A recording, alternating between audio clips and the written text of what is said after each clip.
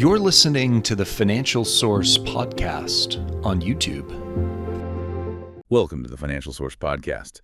Today, global markets are navigating a really high-stakes environment where every major risk factor seems to be converging.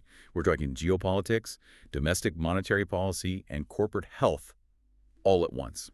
It's a convergence that is creating a profound sense of caution. We're tracking these monumental strategic realignments, from deepening United States-Saudi defense cooperation all the way to surprising high-level United States-Russia talks that seem to be aiming for a framework to end the conflict in Ukraine. And then layered right on top of all that uncertainty, you have these crucial economic signposts. We've got the release of the Federal Open Market Committee minutes, vital United Kingdom inflation numbers that are going to dictate what the Bank of England does next, and of course that key earnings report from NVIDIA. Exactly. So we're going to help you navigate why safe haven assets, especially gold, are finding renewed support, and also what the friction between Japan and China means for the yen, and the long-term implications of these massive U.S.-Saudi agreements for everything from crude oil to technology. We will guide you through the primary market drivers shaping global sentiment right now and get you ready for what looks to be a truly pivotal United States session ahead. Let's unpack it. So markets opened the European session on a distinctly cautious footing. We saw the U.S. close lower yesterday, and European slow day. No, not at all. This is a market that's really holding its breath. And that's because these three distinct forces, policy, politics, and profit, they're all hitting the tape at the same time. Right, the convergence. The convergence is what makes it so complex. I mean, usually you get one major piece of news. Today you have the Federal Reserve minutes clarifying the domestic rate path. You have the UK inflation print redefining the international outlook. And then NVIDIA's results will basically determine if the biggest risk-on theme of the year is still viable. And when you stack up that level of uncertainty, risk avoidance just becomes the default strategy. We're seeing it immediately in safe havens. Immediately. Gold is the perfect barometer for this climate, holding steady, maintaining support above that $4,000 per ounce level. And what's driving that? Is it just inflation fears? Well, what's interesting here is that it's not solely inflation-driven right now. It's being heavily boosted by a geopolitical risk premium. The market is looking at these secretive U.S.-Russia talks, the huge Saudi realignment, and it's basically saying there are too many shifting pieces right now. So it's not a place to commit capital. Exactly. It tells us that geopolitical uncertainty is now carrying an equal weight to monetary policy uncertainty. That's a crucial distinction. Okay, let's dig into that, starting with the policy watch. Currencies, central banks. Where do we begin? U.S. dollar. The dollar index is in consolidation mode. It's trading very narrowly, just oscillating in a tight band while everyone awaits the Federal Open Market Committee minutes. Traders are essentially in a holding pattern. They're not willing to push the dollar decisively one way or the other until they see what those minutes say. Looking for clues on whether the Federal Reserve is truly done hiking. Right. Or if there's a hawkish faction still pushing that higher for longer bias. The market desperately needs clarity on the future cadence, not just the present one. Meanwhile, the immediate action is definitely in sterling, isn't it? With that critical United Kingdom inflation data due out today, why is this one so pivotal? Because the market has already pre-priced a very, very aggressive timeline. Right now, pricing suggests nearly an 80% probability of a rate cut by the Bank of England in December. 80%, that's huge. It is. So if that inflation print comes in cooler than expected, that 80% becomes 100% and sterling will face immediate pressure. But if inflation surprises on the upside, well, that deeply entrenched expectation is shattered, and you'd see a violent repricing in UK gilts and a surge in the pound. So that potential for a violent move is keeping sterling subdued ahead of the news. Makes sense. What about the Eurozone? The Eurozone is relatively quiet. The euro held steady after its slide below the 1.1 Steen handle yesterday, but there's not much of a catalyst besides the final inflation figures, which are typically less impactful. And down in the Antipodean markets, we saw a great example of global risk overpowering local data. We really did. The Australian dollar had a surprisingly limited response to its domestic wage price index, and that came in exactly in line with expectations. And that index is traditionally a key input for the Reserve Bank of Australia, right? It suggests future inflation pressure. So if it came in as forecast, why didn't the Aussie dollar stabilize? Because the broader, fragile global risk sentiment driven by our triple catalysts was simply a much more dominant force. The narrative right now is risk off. Global capital is flowing out of perceived riskier currencies like the Aussie and into the US dollar. The market is just deaf to local data points at the moment. And that cautious tone, it isn't just about inflation or rates, is it? We have these massive geopolitical plates shifting. Let's transition to the major revelations that broke overnight, starting with this surprising coordination between the Trump administration and Russia. This is a monumental diplomatic event. Reports are detailing that the administration is secretly coordinating with Moscow on a new comprehensive framework, and the aim is to end the war in Ukraine. The sheer scope of it is breathtaking. It's reportedly 28 points across 4 major categories. 28 points. That's far beyond a simple ceasefire. What's so surprising about this framework? It's the depth in the latter categories. It's not just about, immediate peace in Ukraine. It's about long-term strategic positioning. One category focuses specifically on redefining European security, suggesting a complete overhaul. Another is on the long-term U.S.-Russia relationship.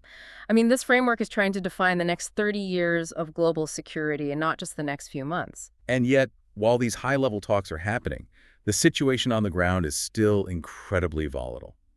We saw the Pentagon dispatching a delegation to Kyiv, and Poland had to scramble aircraft after Russian strikes came dangerously close to their border. And we also have Russia accusing Ukraine of using long-range ATACMS strikes deep into Russian territory. It highlights the severe contradiction. One hand is drawing up a peace plan, and the other is maintaining maximum pressure on the battlefield. It's a classic high-wire act. Shifting to the Middle East, we're also tracking a dramatic deepening of the U.S.-Saudi strategic alignment.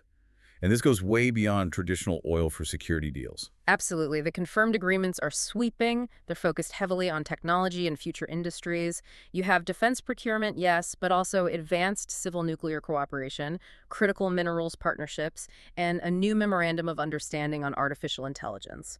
The White House also confirmed advanced semiconductor tech transfers are moving forward. That's a huge strategic move, especially when you pair it with a confirmation that both Israel and Saudi Arabia will receive F-35 fighter jets. What does that signal? It signals a complete realignment focused on countering regional threats, specifically Iran, through technological and military superiority.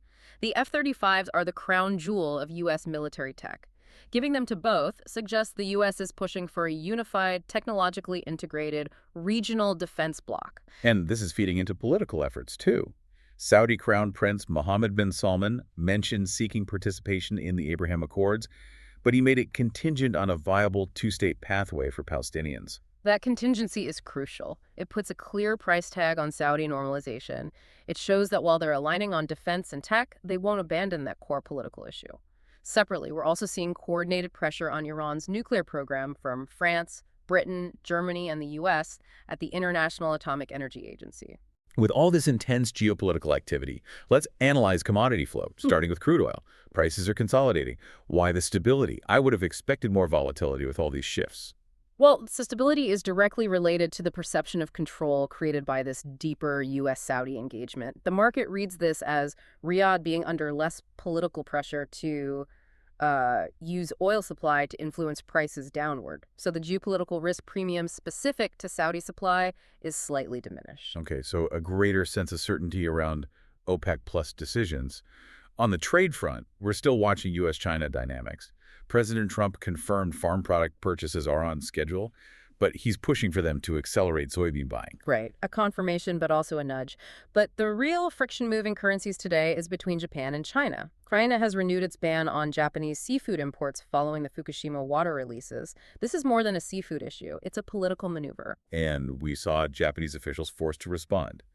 Both Finance Minister Katayama and Bank of Japan Governor Ueda stressed the need for FX stability. But they very pointedly refrained from commenting on any intervention plans. And their caution is telling. The ban hurts regional Japanese economies, which puts deflationary pressure back onto their economy.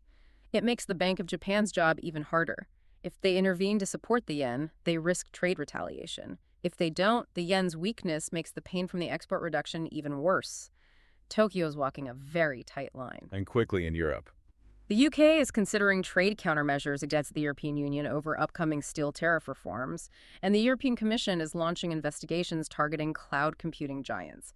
This isn't just about fines, it's about forcing fundamental changes in business practices for major U.S. tech firms in Europe.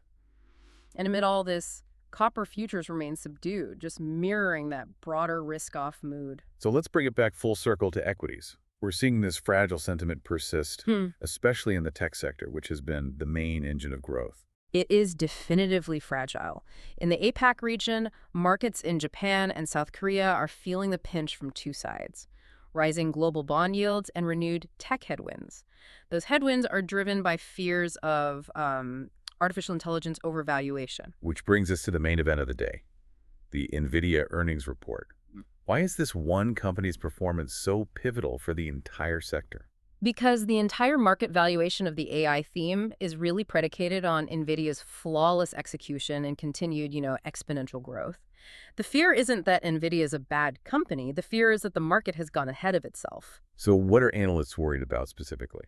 Three things, mainly. First, inventory buildup, are cloud providers buying fewer chips. Second, a deceleration in enterprise AI spending.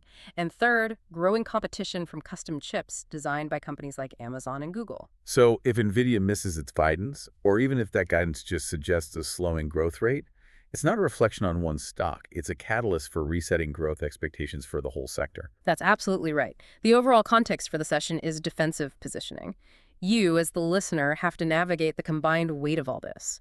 High-stakes geopolitics, critical Federal Reserve signals, and the existential question facing the tech rally, all in a few hours. It demands caution. That wraps up our analysis for today's complex convergence of geopolitical events and key market data. We appreciate you tuning in and navigating these major shifts with us. Thanks for listening to the Financial Source Podcast. We'll catch you in the next one for the analysis of what these major signals mean for your investments.